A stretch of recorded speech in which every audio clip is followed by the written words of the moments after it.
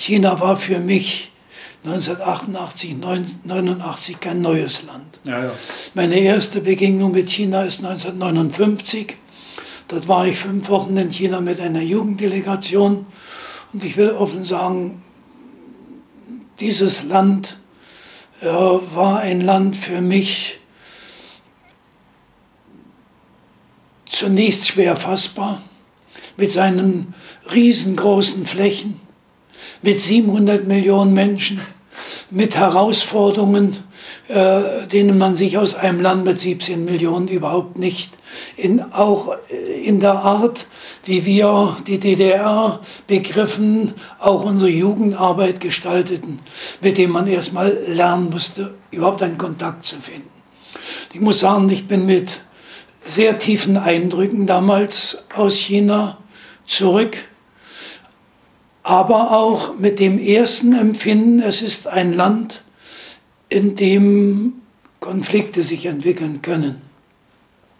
Einfach bezogen darauf, dass wir in Wuhan erleben, in einer großen Werkstatt an einem riesen Drehwerk, wird uns erklärt, dass alle den gleichen Lohn haben.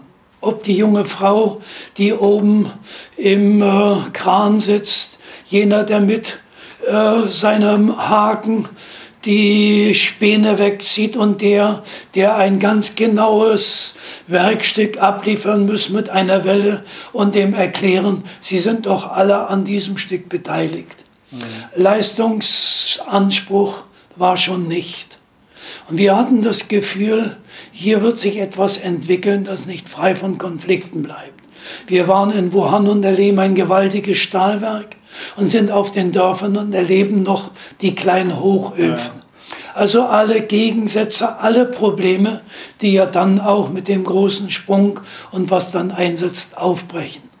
Wir sind eine Delegation im Dezember 1959 und 1960 brechen die Kontakte ab.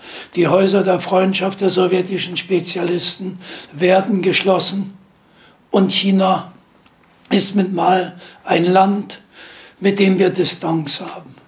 Dann kommt ein Besuch nach Dresden mit jenem Mann an der Spitze, der mit dem Ereignis an diesem Platz des himmlischen Friedens in ganz besonderer Weise verbunden ist. Er ist der Ministerpräsident Chinas, er ist der amtierende Generalsekretär Zhao Qiang.